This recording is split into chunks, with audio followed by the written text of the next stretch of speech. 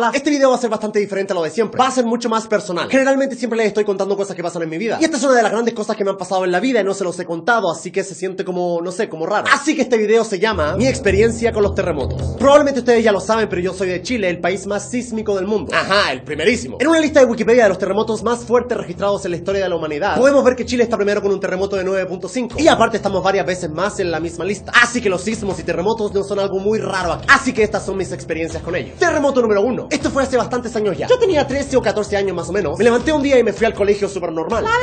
Estaba en el colegio en una clase de artes, recuerdo. Y mi salón estaba en el tercer piso del colegio, que más o menos sería como el piso número 7 de un edificio normal. Eran altos los salones. Yo estaba nervioso porque tenía que entregar una pintura que aún no había terminado. Que si no la hacía y la entregaba rápido me iban a reprobar. Así que ahí estaba yo pintando rápidamente. Luego de mucho esfuerzo terminé mi pintura, pero tenía que esperar que la pintura se secara para poder entregar el trabajo. Así que no se me ocurrió nada mejor que pararme con mi dibujo en la puerta del salón esperando que se secara. Mientras estaba fuera del salón esperando que mi dibujo se secara, empezó el terremoto. Probablemente muchos de ustedes no han vivido un terremoto. Quizá un sismo sí, pero no un terremoto. Más o menos para que se den una idea, sería algo así.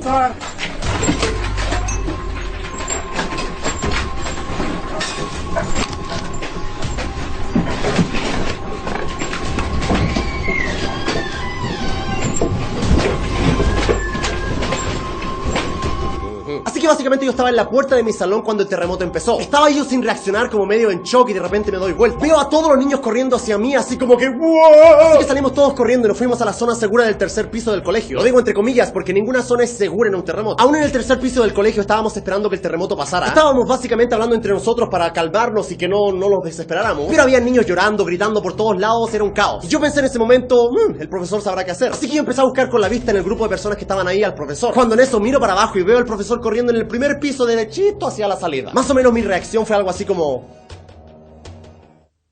¡hijo de puta! Como el terremoto aún no pasaba, los niños empezaron a correr hacia la salida. Pero yo y un pequeño grupo de amigos decidimos esperar a que el terremoto pasara. Podría ser muy peligroso bajar escaleras corriendo en un terremoto, te puedes caer y pegarte en la cabeza. Así que básicamente ahí nos quedamos un par de segundos. Pero al final el terremoto no parecía que iba a parar en ningún momento, así que teníamos que bajar sí o sí. Y básicamente teníamos dos opciones: dar una vuelta gigante por todo el colegio para llegar al primer piso y a la salida, que ese básicamente sería el camino largo, o bajar por unas escaleras que daban directamente al primer piso y a la salida, que obviamente era el camino corto. Así que dijimos, hey, vamos por el camino corto. Así que estábamos a punto de llegar a la escalera para empezar a bajar, cuando vimos que básicamente la pared se cayó y tapó la entrada a la escalera y quedamos como... mejor por el otro lado. Sí, mejor. Así que la única opción que teníamos era el camino largo. Primero había que pasar por un pasillo bastante largo teniendo cuidado de que nada te cayera en la cabeza. Luego bajamos por una escalera mucho más corta, pero sigue siendo peligroso porque sigue siendo un terremoto y te puedes caer. Y luego ya en este momento el terremoto empezó a pasar un poco y empezó a ser mucho más suave. Ya por lo menos era un poco más fácil caminar y moverse. Luego ya por fin llegamos a la última parte del camino para poder salir del colegio, que era una especie de pasillo que estaba al lado de un edificio del colegio. Lo malo de este edificio que estaba al lado del pasillo era que tenía demasiadas ventanas. Y en un terremoto es muy probable que los vidrios empiecen a quebrarse y empiecen a caer. Y estar caminando y que te caiga un vidrio en la cabeza obviamente puede ser bastante malo. Así que tuvimos que avanzar pegados a la otra parte del pasillo, lo más lejos posible del edificio, así como...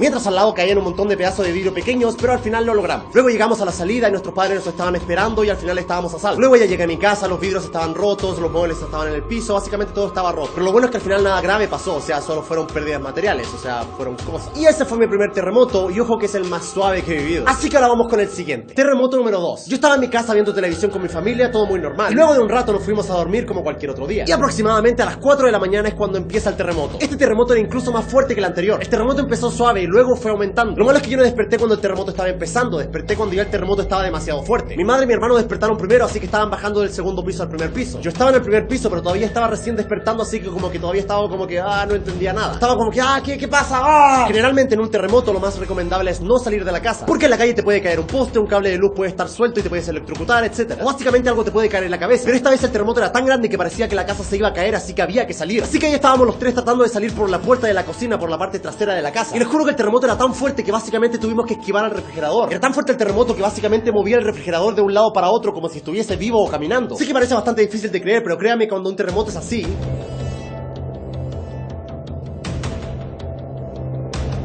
absolutamente todo se está moviendo. Así que básicamente tuvimos que esperar a que el refrigerador se moviese hacia un lado para poder correr hacia la puerta, porque si te llegaba a aplastar este refrigerador no era algo muy bueno, sinceramente. Mi madre, como podía, estaba tratando de meter la llave en la puerta para poder salir, que básicamente en un terremoto eso es tan difícil como poner el hilo en una aguja. Cuando finalmente logramos abrir la puerta, logramos salir. Yo recuerdo que básicamente mi hermano salió primero y se fue a un rincón. Yo y mi madre salimos después tratando de no caernos en el terremoto. En ese momento yo solo vi la cara de mi hermano mirándome algo así como...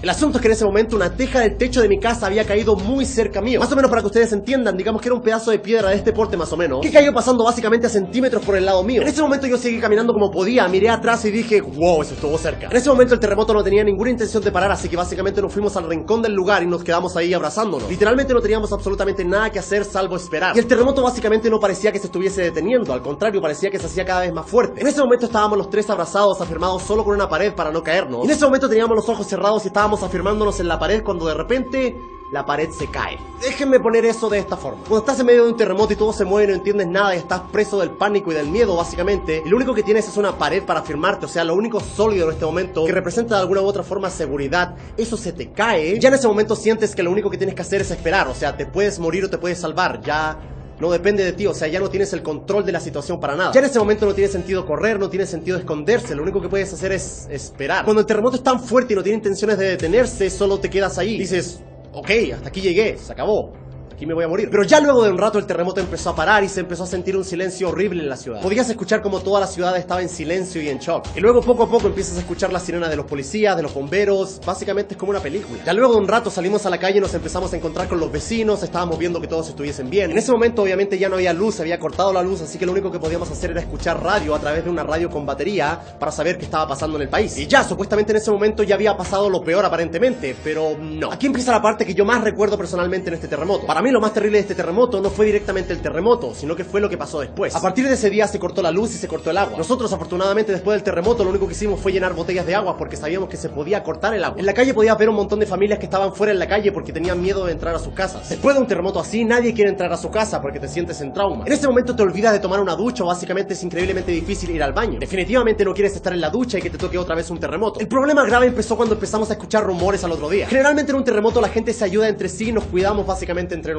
Pero siempre hay un grupo de personas que se aprovecha básicamente de la situación. Se aprovechan del caos y se aprovechan que básicamente las personas están con las defensas bajas para empezar a robar. Así que todos los hombres del vecindario tuvimos que tomar turnos para patrullar por las calles. Todos agarramos fierros, cuchillos, básicamente cualquier cosa para protegernos. Porque la policía básicamente estaba demasiado ocupada lidiando con problemas mucho más importantes. Así que básicamente tuvimos que cuidarnos por nuestra cuenta. Por un periodo de 2 semanas el sector donde yo vivía se sentía como una guerra. En las entradas del condominio habían personas haciendo guardia alrededor de una fogata. Y en las paredes de alrededor habían personas patrullando básicamente también haciendo de guardia. Por unos días todo estuvo bien y tranquilo.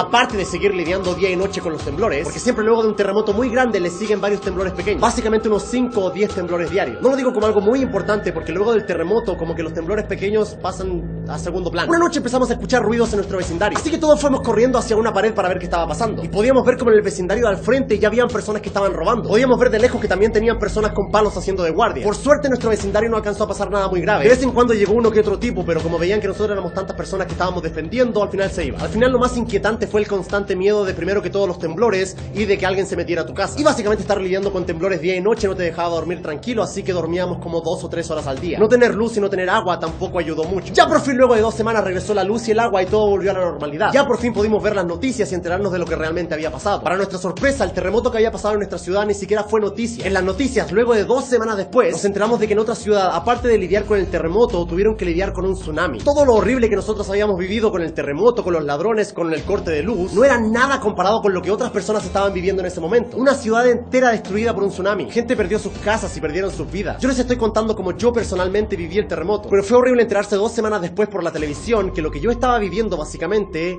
no era nada comparado con lo que estaban viviendo otras personas. Y bueno, quería compartir esta no muy feliz historia. Les he contado tantas cosas de mi vida que sinceramente no haberles contado esto se sentía como un poco raro. Sería genial decir que este tipo de cosas no van a volver a pasar, pero eso sería mentir. Es muy probable que vuelva a pasar y no solo una vez, sino que varias veces, pero seguimos en pie. Bueno chicos, este fue un video un tanto diferente, lo sé, pero no sé, sentía que tenía que contarles esa pequeña parte de mi vida que no les había contado. Les mando un abrazo psicológico gigante y nos vemos el viernes para un video ya normal como siempre. No olviden suscribirse a mi canal de juego llamado Juega Germán en youtube.com/juegagermán. Ahí subo video todos los días. De hecho la otra vez yo estaba grabando un video para este canal y básicamente estaba grabando y empezó a temblar y yo dije, creo que está temblando.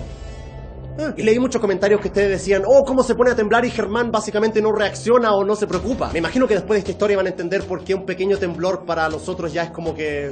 En fin, bueno chicos, cuídense mucho, nos vemos el viernes para un nuevo video ya más normal. Y nada, los quiero mucho, cuídense. Chao, chao.